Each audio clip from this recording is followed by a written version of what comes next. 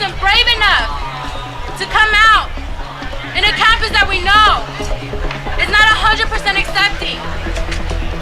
An Aggie who has so much passion for this, who has worked and who has made sure that A&M dreamers have a place where they feel accepted no matter what. Our last person speaking is an Aggie, Jose Luis Alaya.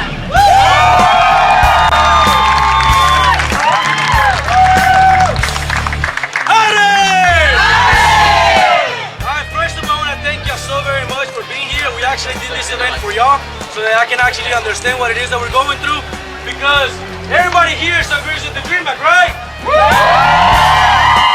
And that's exactly what we're doing. We're doing it for y'all so that I can understand where we're coming from. It's like, we want to show you the human side of the issue. You know, you hear about illegal aliens, you hear about undocumented students, and you hear criminals, you hear thieves, you hear rapists. But I'm here to tell you that we are not rapists, that we are not thieves, that I want to be a teacher and I want to give back to my community, that some dreamers over here want to be aerospace engineers, that some dreamers over here want to be architects, that some dreamers here want to be sociologists, that some dreamers over here want to be psychologists. So thank you, because this is for y'all. My name is Jose Luis Zelaya and I'm undocumented and I'm unafraid. I'll tell you my story, so if you can come closer so you can actually hear it. That would be actually real good, so I don't have to yell too much. So let me start with this. Alright? So whenever I was 5 years old of age, my little brother, who was 3 years old at that time, passed away. He passed away and the hospital couldn't revive him, couldn't give him life. At the age of 5 years old, I started crying. My life in Honduras started being miserable because my dad, an alcoholic, started turning into drugs. My dad started turning into alcohol and started abusing my mom. My mother started simply being so sad and suffering a lot in a house, in a shack that just couldn't even provide anything. So those that you don't understand this, just hear me out. You know, put your signs down, just hear this side of the human side of the story. You can disagree, do whatever you want after you live here, but just hear my story. Just hear our story. At the age of 5 years old, I started crying in a shack because my brother had passed away. They told my mom that she couldn't have any kids anymore. But you know what? You know what? My sister was born. A miracle from the Lord up there, she was born. And I was just so very happy. But you know what? Things got worse. I told you that my dad was an alcoholic. He started abusing me. He started abusing my mom. He started hitting my sister. I remember his quote. He never once told me he loved me. He never once told me that he cared for me. He never once told my sister that he loved her. You know, this is his quote. His quote was, "I gave you life, I can so take it away." That was the quote I have from my dad. I remember him hitting me. I remember him beating me up. I remember him one time he grabbed a machete and almost cut my dad, my brothers. Hey, I remember my mom so many times going to the hospital because my dad was abusing. Can you understand why my mom came here? Can you give her a second and just understand why she came here? She was abused. She was physically, morally, emotionally abused. She almost sometimes got shot. Many times my dad missed. But you know what? My mom cared for us. At the age of 7 years old, I started working in the streets. I was that guy that used to clean somebody's windshield at a stoplight. I was that guy that used to sell candy in a stadium. I was that guy who used to sing inside of a bus and ask people for money so that I could provide a piece of bread for my family. At the age of 7, I started working. Can you understand my mom? Can you give her a chance why she decided to give me a better future? At the age of 7, I started working and I was just so afraid because I would go to the school in the morning and then in the afternoon I would work. Let me fast forward when I was 13 years old in year 1998.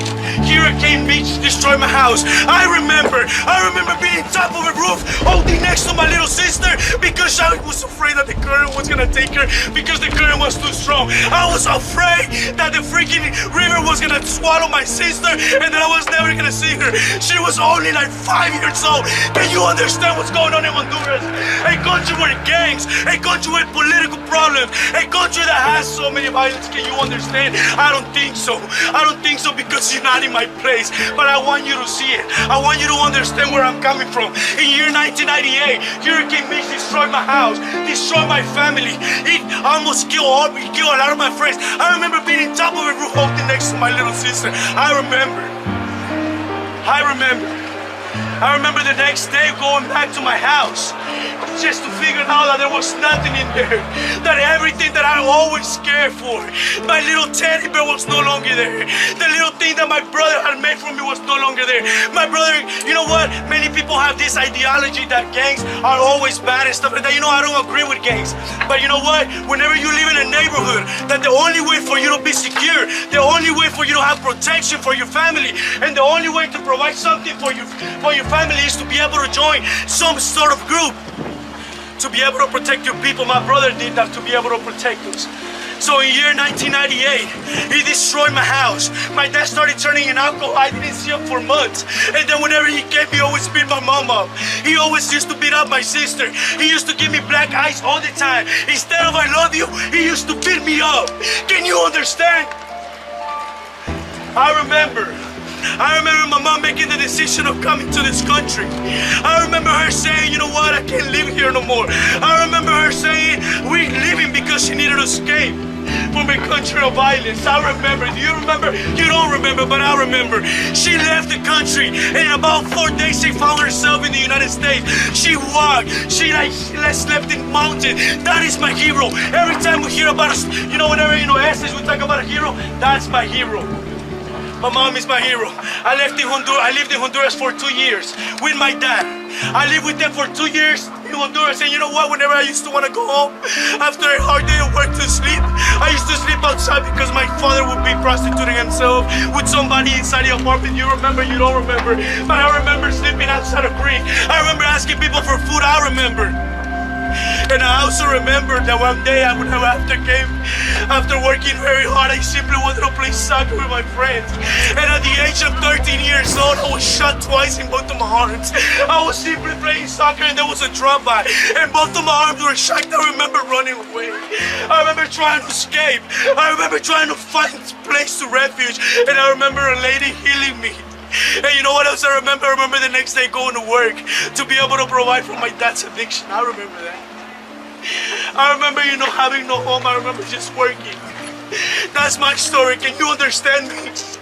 Can you understand me why I'm here? And then whenever I was 14 years old, I just couldn't live there no more. My grandma said, you have to leave this country. Otherwise, your life is in danger. Because they had confused me. You know what else I remember? I remember, you know, my grandma, you know, trying to tell me to leave. And I always said no. I remember being in Guatemala. At the age of 14 years old, I remember being in a very nasty hotel. And I remember my grandma told me these words. She told me, vas por el sueño americano. I didn't know what that meant. Sueño americano, Honduras is part of America. I didn't know what that meant. I didn't know what it was. I didn't know what dollars were. I didn't know what America was. I was simply running away from violence, from a very violent father, from people that had shot me, from people that made me work, from people that didn't like me in that country. Can you understand where I'm coming from? I remember that. I remember being in my journey over here. And you know, it took me about 45 days to get here. And I remember a guy who was in the train and he got stuck in the trails. I remember his body being put into pieces. I can remember that right now. I can see it in my face, right in my mind. Can you understand where I'm coming from? I remember his hands be cut off. And when I was in that train, I just had one thing to say. I want to see my mom and I want to see my sister. The only people that love me, the only people that care for me, the only person that hugged me when I was in Honduras. That's what I remember. I remember then crossing that river, you know. I remember being caught up in a current. I was afraid I wasn't going to see my mom. That's what I remember. I was so afraid. And when immigration got me, they put me in a detention center. And I was there for about 15 days because they didn't know what they were going to do with my life. I remember going inside of a room number 7. And they gave me from clothes to whatever it was. I remember going inside the room and simply crying because my mom wasn't there. You know, I lived a life of suffering, a life of pain. And whenever I came to America, the first image that I saw was a student walking with a backpack.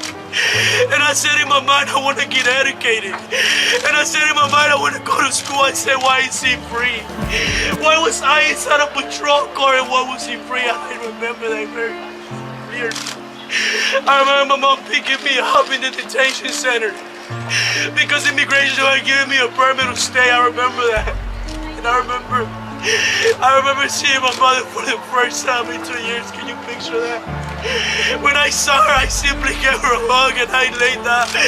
I threw myself down on the floor and I thought it was a dream. I tried to hit myself. And that's when I remember seeing my mom, and then we were in a bus to Houston, Texas, and I remember seeing my little sister. I don't know if you understand. I don't know if you remember, but I remember.